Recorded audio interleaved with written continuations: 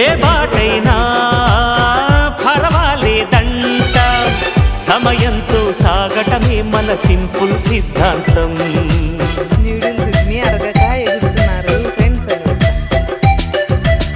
చిరుగాలికి పరిమళమిచ్చే సిరిమల్లెల వనమై ఉందాం, గగనాన్ని నేలను కలిపే హరివిల్లుల బంతెన అవుదా.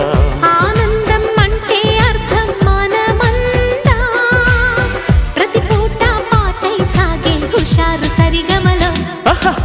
ఎన్నో ఎన్నో రాగాలుండే సంగీతం కాదా, చల్లకి నవ్వుల కేరింత.